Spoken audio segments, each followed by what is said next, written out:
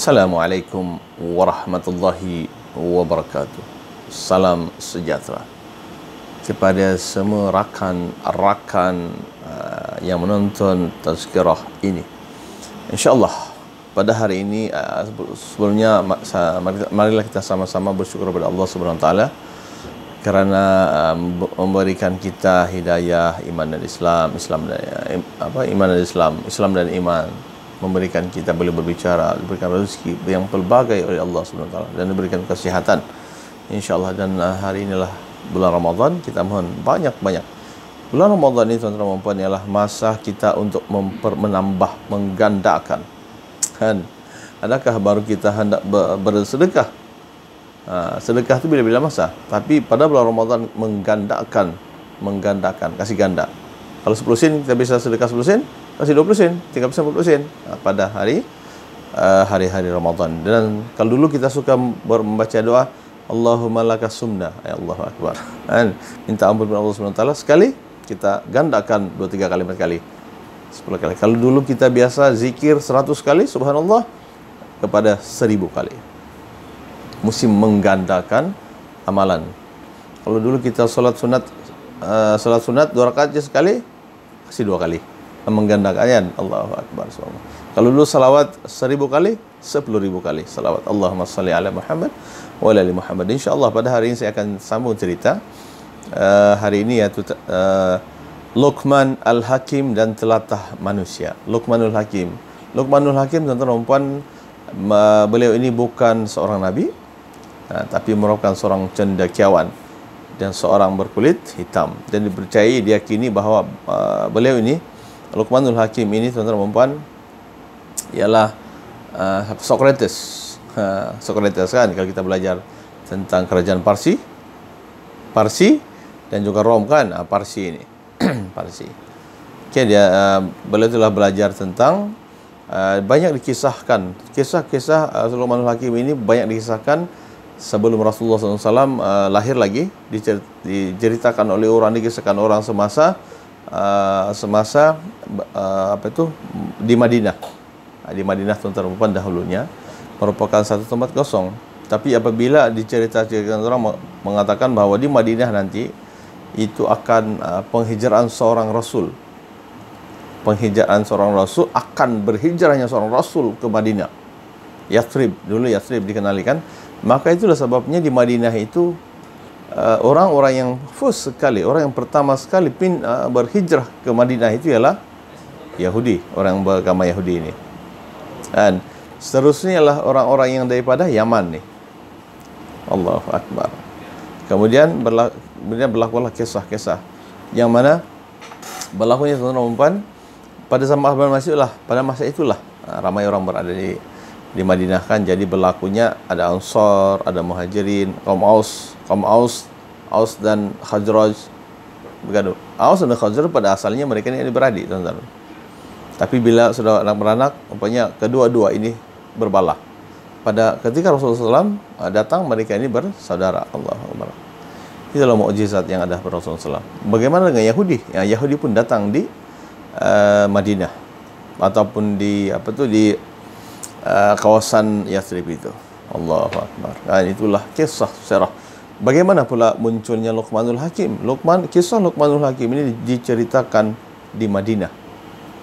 Di Madinah, atau sebelum kehadiran Rasulullah SAW, ataupun sebelum Madinah itu dikenali, sebelum adanya nama Madinah itu. Allahu akbar.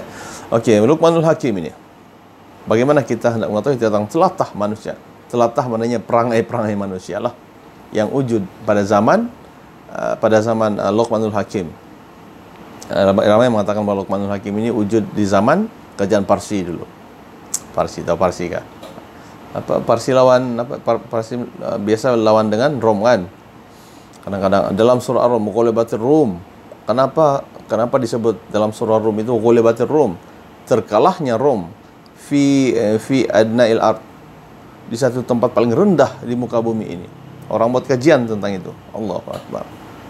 Kemudian selepas itu Rom pun akan menang balik. Allahu akbar. Ada diceritakan sebelum berlaku lagi Al-Quran sudah beritahu tentang kekalahan kerajaan Rom pada zaman Islam. muncul tu. Kita tuan-tuan, Luqmanul Hakim merupakan seorang hamba Allah Subhanahu wa taala yang disebut di dalam Al-Quran, disebut dalam surah Luqman. Tapi beliau ini bukan seorang nabi. Dikatakan begitulah. Beliau terkenal dengan nasihat-nasihatnya kepada anak-anaknya. Diceritakan kalau di situ sebenarnya Luqmanul Hakim ini kalau ikut dia punya mama ini adalah seorang bidan kan, bidan yang menyambut kelahiran anak kan. Maka Luqmanul Hakim ini tuan-tuan perempuan kalau di sini dikenali sebagai seorang tukang kayu berbangsa Habsyi bertubuh pendek dan berhidung mancung dari Nubah, dan ada yang berpendapat berasal daripada Sudan, dan juga berpendapat bahawa Luqmanul Hakim seorang hakim di zaman Nabi Daud alaihissalam. Ada juga yang berpendapat dan sekuritiaslah Luqmanul Hakim ini juga mempunyai pemikiran yang bijaksana. Segala buah pikirannya sangat baik dan merupakan mutiara-mutiara yang amat berharga. Banyak nasihat-nasihat ini. Kemudian pada 1800 ataupun kelahiran Rasulullah SAW, maka Allah pun turunkanlah cerita tentang tentang Luqmanul Hakim ini. Sebab orang pun mau tahu betulkah Luqmanul Hakim ini kan. Maka Allah pun berkata, ya bunayya anishkur lillah, ya bunayya la tusyrik billah, inna syirka la zulmun azim. Macamlah ya bunayya, dia beritahu di dalam surah Luqman. Ini wajib nih, sebenarnya surah-surah wajib dihafal anak-anak kita ini. Pada suatu hari tuan-tuan, Luqman Al-Hakim ini telah masuk ke satu pasar. Pasar kan adalah pasar kita ini. Pasar macam biasa, pasar. Dan menaiki seekor keldai. Keldai, manakala anaknya mengikut dari belakang. Ada seekor keldai, anaknya ikut di belakang. Melihat tingkah laku Luqmanul Hakim itu, orang yang berada di pasar itu berkata, orang yang berada di pasar yang melihat keadaan itu, yang mana Luqmanul Hakim menunggang keldai itu dan anaknya di belakang, kan? Maka orang pun berkata, lihatlah orang tua itu yang tidak bertimbang rasa betul. Dia menaiki keldai sedangkan anaknya dibiarkan berjalan kaki. Satu suasana. Kemudian apa terjadi selepas itu? Setelah mendengarkan kata-kata daripada orang ramai, Luqmanul Hakim pun turunlah dari keldainya itu, lalu meletakkan anaknya di atas keldai dan meneruskan perjalanan. Kemudian orang meneruskan perjalanan. Luqmanul Hakim sekarang ini berada di berjalan kaki dan anaknya menaiki keldai tadi. Kemudian Luqmanul Hakim melalui sekumpulan manusia, lalu mereka berkata, lihatlah orang tua itu berjalan kaki sedangkan anaknya menaiki keldai. Sungguh kurang adab si anak itu. Suasana kedua, bayangkan saja. Sebaik saja mendengar kata-kata itu, Luqmanul Hakim pun terus naik ke belakang keldai itu bersama-sama dengan anaknya. Hebat tak Luqmanul Hakim ini. Kemudian dia naik keldai itu sama-sama dengan anaknya dan meneruskan perjalanan. Kemudian apa kata orang lagi? Setelah melihat perkara itu, maka sekumpulan manusia pun berkata, lihatlah dua orang menaiki seekor keldai. Keldai itu tuan kecil ya, kurus. Kecil kan, dia bukan kuda. Kasihan keldai itu. Seorang manusia pun berat ditanggung, apatah lagi dua orang manusia. Tiga. Oleh kerana tidak suka mendengar percakapan orang tersebut, maka Luqmanul Hakim dan anaknya pun turunlah daripada daripada keldai tadi dan mengheretlah keldai itu kan, ditarik, dua-dua tidak naik di belakang keldai. Allahu Akbar. Mari kita dengar lagi apa kata manusia di kawasan situ lagi. Maka berdirilah sekumpulan manusia balik. Woi. Kemudian mereka terdengar orang manusia berkata, Allahu Akbar, kenapalah mereka ini berjalan kaki berdua ini sedangkan ada kendaraan tunggangan tapi tidak mau naik. Empat keadaan tuan-tuan dan puan. Allahu Akbar. Maka dalam perjalanan pulang ke rumah mereka itu, Luqman Al-Hakim cendekiawan ini telah menasihati anaknya.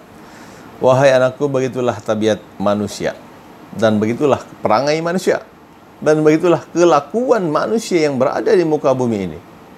Apa yang dibuat oleh manusia lain tidak ada yang kena pada hatinya dan pada pemikiran mereka. Subhanallah. Kita buat ini salah, kita buat ini pun salah, yang begini pun salah. Itulah perangai dan kelakuan manusia di muka bumi ini, Itu nasihat Luqmanul Hakim.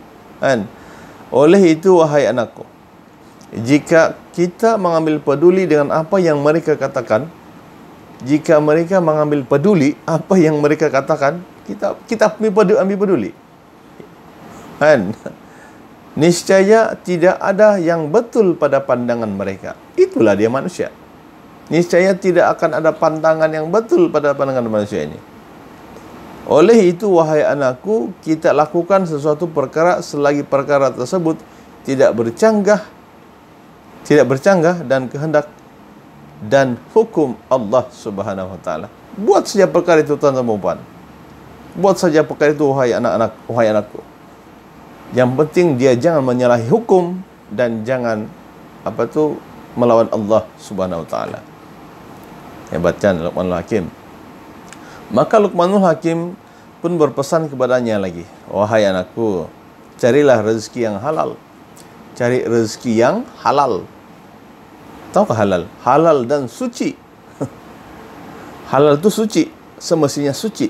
Yang halal itu suci, itu yang halal itu suci.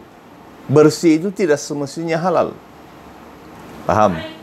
Allahu Akbar. Kan supaya kamu tidak menjadi fakir, kerana fakir itu akan menyebabkan tipisnya iman. Kerana kefakiran itu akan mendorongnya lupa kepada Allah Subhanahu wa taala yang telah menentukan qada dan qadar. Manusia yang lemah akalnya akan mudah ditipu dan mudah diperdayai oleh orang, serta akan hilang kemuliaan hatinya. Disebabkan kefakiran itu menyebabkan dia boleh terjerumus melakukan perkara-perkara yang dimurkai oleh Allah Subhanahu wa taala. Ingat, itu kata Luqmanul Hakim kepada anak dia. Allahu Akbar. Jangan jadi fakir. Kata Luqmanul Hakim. Karena fakir itu menyebabkan tipisnya iman. Astagfirullahaladzim, betul lah. Dan kerana kefakiran itu juga boleh mendorong kepada lupa kepada Allah Subhanahu wa taala yang telah menentukan qada dan qadar kita. Manusia itu lemah akalnya dan mudah ditipu. Saya ulangkan lagi ya. Manusia ini lemah akalnya dan mudah ditipu dan mudah pula diperdayai orang, serta akan hilang kemuliaannya kerana fakir. Kalau fakir, tuan-tuan, dalam Islam ini kita ada fakir, ada miskin. Fakir, tuan-tuan dan puan, yang kais pagi makan pagi, kais petang makan petang. Kalau tidak kais pagi, tidaklah dia makan. Kalau fakir ini tidak baju, tidak tempat tinggal. Oh, yang miskin ini dia ada juga makan pagi dan ada juga makan petang. Ada, baju pun ada. Orang kaya ini berlebihan. Subhanallah. Maka jangan jadi fakir, kata nasihat daripada Luqmanul Hakim. Subhanallah.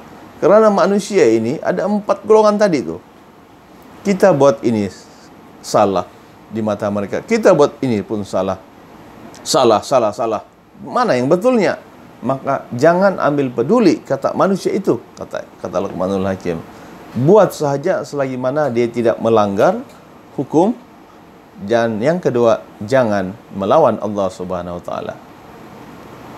Dia tidak salah. Buat sahaja, kata nasihatlah Luqmanul Hakim kepada anaknya. Okey? Dan ingatlah bahawa manusia ini paling celaka. Manusia yang paling celaka, maknanya orang yang celakalah. Yang paling teruk lah ini kan, celaka dia lah manusia yang suka merendah-rendahkan agamanya. Tuan-tuan dan puan, orang yang manusia ini yang suka mencerca agama. Agama kan dicerca, agamanya. Sedangkan agama ini, khususnya agama Islam, amat tinggi nilainya di sisi Allah Subhanahu wa taala. Jangan mencerca agama. Jangan cerca, kerana orang itulah orang yang paling celaka sekali. Allahu Akbar. Jadi tuan-tuan dan puan yang dirahmati sekalian, pengajaran yang dapat daripada cerita ini ialah umat Islam hendaklah mencari rezeki yang baik.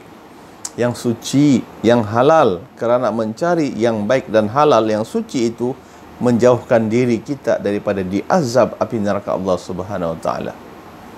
Al-haram, haram itu layak api neraka. Allahu akbar. Yang kedua, orang yang fakir boleh menyebabkan imannya menjadi lemah dan mudah ditipu dan diperdayai orang. Allahu akbar. Yang ketiga, maka yang kedua tadi, jangan jadi fakir. Menjadi fakir bukannya senang, bukannya susah, senang je. Tapi paling teruk ialah fakir dari sudut ilmu. Jangan fakir dari sudut ilmu. Saya sudah bagi ceramah kan, segera juga yang sebelum ini tentang kehebatan orang yang ada ilmu dan berilmu. Allah Akbar. Kehebatan ilmu dan orang yang berilmu, dia akan meningkatkan darjat. Ain lam mim, ain aliyin. Subhanallah. Lam latif. Mim itu rujuk. Okay. Yang ketiga ialah kita hendaklah sentiasa menghayati ajaran agama Islam dalam kehidupan seharian, kerana penghayatan yang mantap terhadap agama akan menyelamatkan kita daripada melakukan perkara-perkara yang ditegah, yang dilarang oleh Allah Subhanahu wa taala. Allahu akbar. Yang keempat, istiqamah. Tuan-tuan, dalam perkara ini, pertama sekali yang sepatut ada pada diri seorang manusia, pertama sekali ada akidah. Akidah Allah itu Tuhan kita. Allah Tuhan satu sahaja. Yang kedua, kena ada adab, kena ada akhlak. Akhlak, pelajari akhlak dan aplikasikan akhlak yang berupa satu, adab. Yang kedua, nilai. Yang ketiga, moral. Yang keempat, etika, protokol, peraturan dan apa-apa yang berkaitan dengan akhlak. Subhanallah. Dan kemudian kita kena hendaklah menjadi orang yang ada ilmu dan berilmu dan beramal dengan ilmunya. Faham kan? Kemudian kita memiliki skill, kemahiran. Macam mana kita nak menyampaikan ilmu ini tanpa ada kemahiran? Macam sekarang ini kita ada kemahiran rakaman. Siapa yang orang pegang, kita merakam sendiri pun boleh. Itu namanya skill. Skill bercakap, skill berfikir dan macam-macam. Kemudian kita kena ada beribadah. Ibadah ini tuan-tuan dan puan ialah, rakan-rakan semua, ialah kita kena beramal, buat baik kepada diri dan juga kepada orang lain. Kemudian doa, istiqamah dalam semua perkara ini. InsyaAllah kita akan berjaya, insyaAllah. Kemudian istiqamah dalam melakukan perkara apa jua tindakan, asalkan yang memang datangnya dari ajaran agama Islam. Allahu Akbar. Tinggalkan sifat mengikut sesuatu perkara sebab membabi buta tanpa ada sandaran yang kokoh. Allahu Akbar. Itu kan best kan mendengar cerita-cerita nasihat-nasihat daripada Luqmanul Hakim. Bacalah dalam surah Luqman, surah Luqman lah, kita bacakanlah dalam Al-Quran itu, bacalah. Jadi akhirnya baik itu Allah SWT yang Quran itu daripada diri saya sendiri, sama-sama kita memperbanyakkan, menggandakan amalan-amalan pada bulan Ramadan ini. Bukan berbuat, tapi menggandakan. Tapi menggandakan. Dulu sedekah 10 sen, 20 sen, RM1. Sekarang sedekah RM2, RM3. Perbanyakkanlah insyaAllah. Apatah lagi pada bulan Ramadan. Dan dulu berdoa sikit, sekali-sekali je. Tapi sekarang ini berdoa bila-bila masa bulan Ramadan ini kan 30 hari insyaAllah.